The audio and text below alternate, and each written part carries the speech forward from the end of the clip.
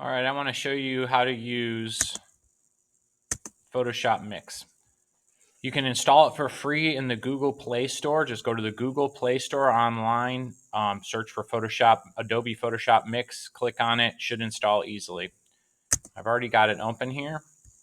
Okay, so once you go to open it and you want to open up an image that you have saved to your computer or to your Google Drive, you can hit on this plus sign and it should bring up these options. If for some reason these don't pop up, sometimes when you just click on it, the plus sign turns to an X and nothing comes up. If that happens, come over here, click on this, click on gallery, and then try it, and it should work.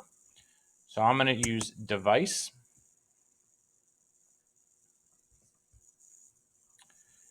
And I have some images saved to my downloads. I can also go to Google Drive. You can see that and select them from there.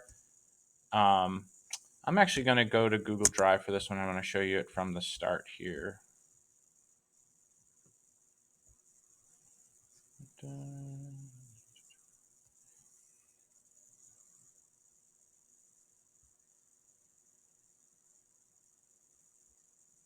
If I can find the image I was looking for. There it is.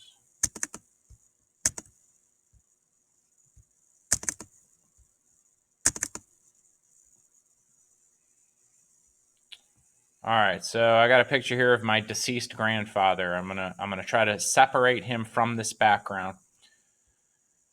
Over here, you can see there's the image. If I hit the plus sign, I can add in an additional image, and they'll be on layers. So if I add a second one in, it'll be above it. I can move them around. I'll show you that in a little bit.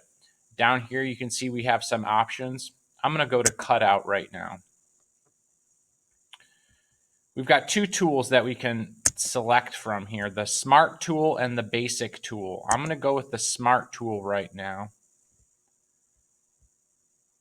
You can see there, you can also change it to add or subtract. I'll show you more about that in just a moment. So I'm just going to come in with this. I'm going to try to select him.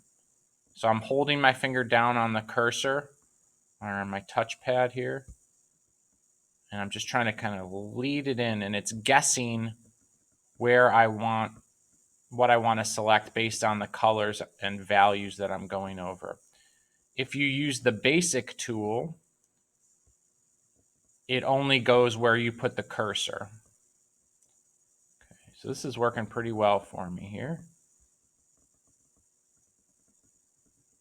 All right. And when I let off, I can see that he's there. I can come back and I can click again and start adding stuff or subtracting stuff. I'm going to show you how to subtract right now. So I'm going to switch to the Basic tool. I'm going to look at my brush size. And I'm going to make it a little smaller. I'm going to take two fingers on the touchpad so I can zoom in and navigate here a little bit. Control Z is undo. Oh, I also want to switch this to subtract because I'm going to try to cut off some of these little pieces here. So see how I can do that?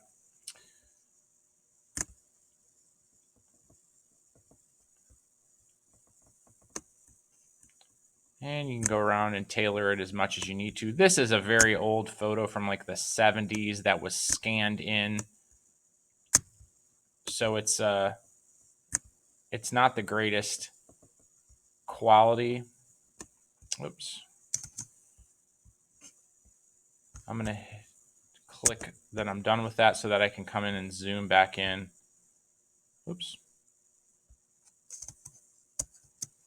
Control Z to undo. I forgot to click back on cutout.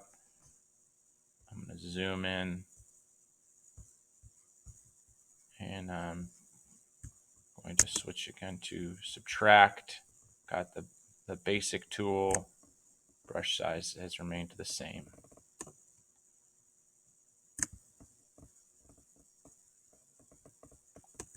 Go in and change the brush size as needed. Trim off a little bit of his. Oh, actually, I should be adding ear there, it looks like. So I'm going to switch to add.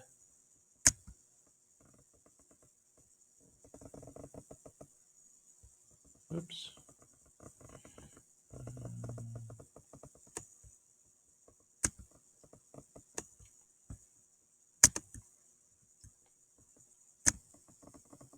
Ah.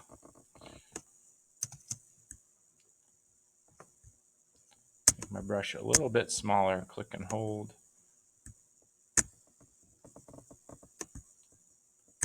And maybe take a little off of there.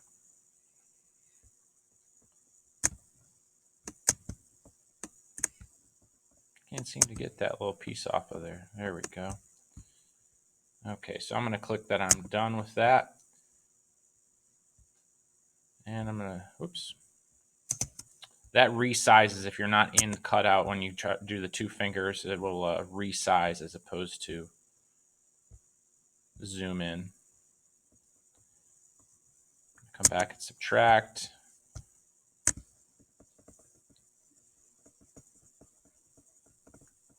You can see the graininess of this image. You will have higher quality images, I'm sure.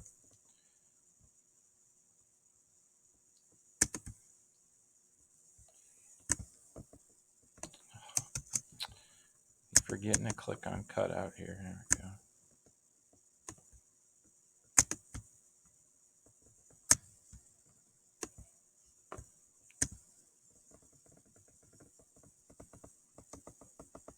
There we go. Get a little bit over here. You get the idea.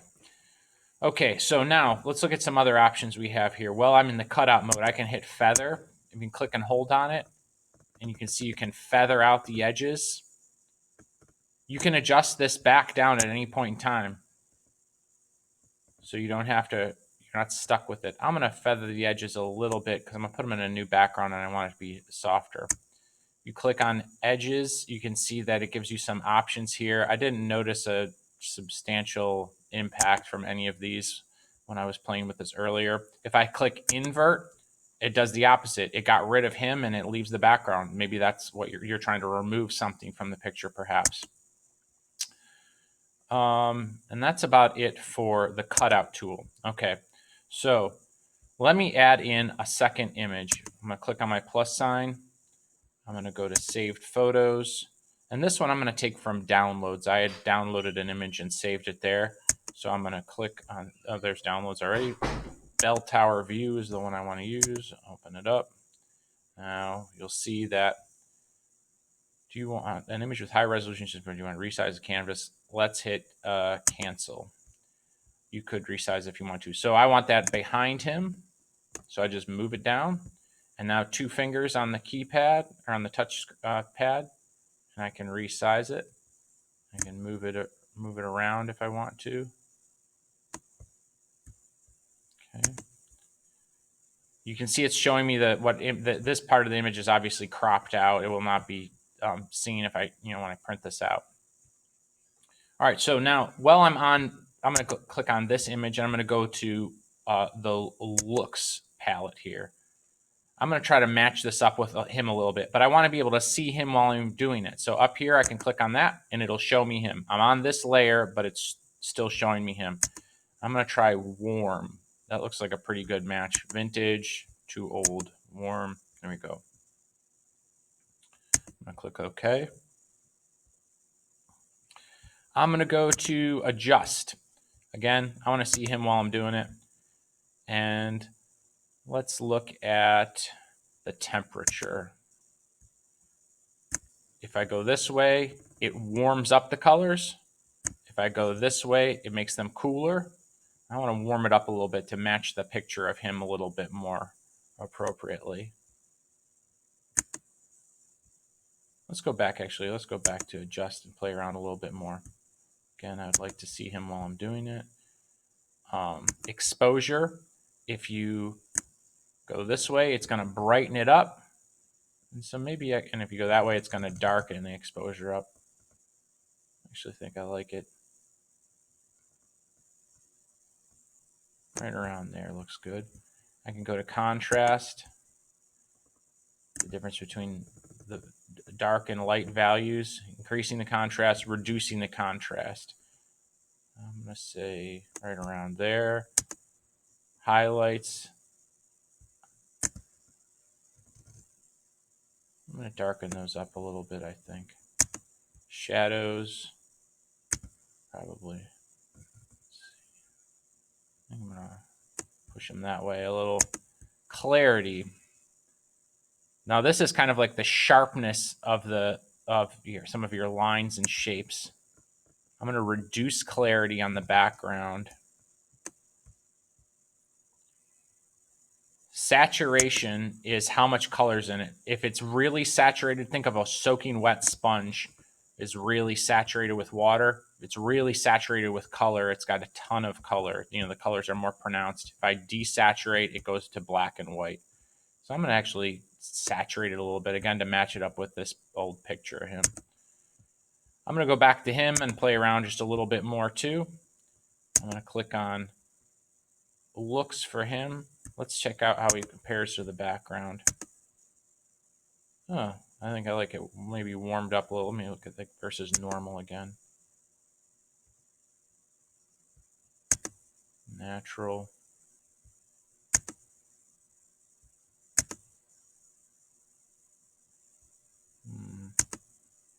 I think I'm going to leave him normal. I can go to adjustments here too. Again, if I want to see the background while I'm doing it to better match them up, I can do that. Let's check the temperature here.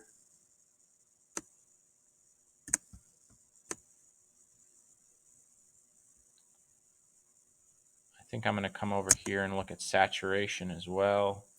If I desaturate him a little bit. Clarity.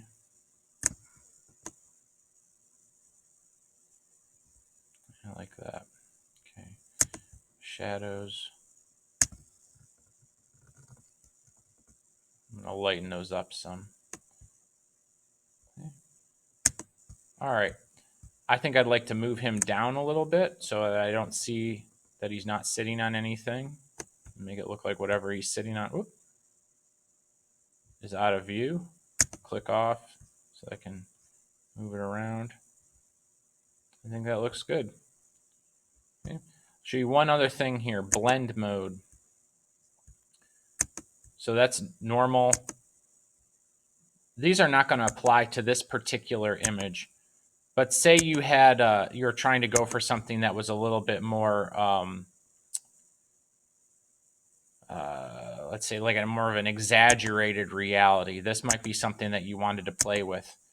I was talking with someone yesterday with a picture of the woods, and I said maybe if you wanted to make it look like there was a stream running through the woods and get kind of like a double exposure effect, something that's a little more surreal looking. Perhaps you could layer the stream over the top of the woods, cut out part of it, and then maybe play with these blend modes.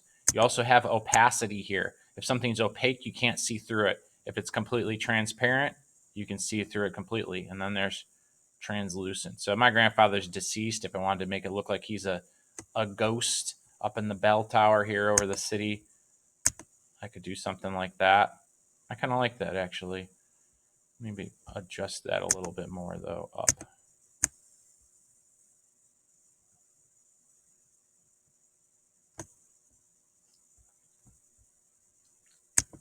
Okay. And that's the gist of it. So I encourage you to play around with it if it applies to your project. If you click on this, you can then save it to the gallery. But you can also come up here and you can save to file. So for instance, I've been saving to downloads here. I'm going to hit save. I'm going to go back to the gallery. Trying to.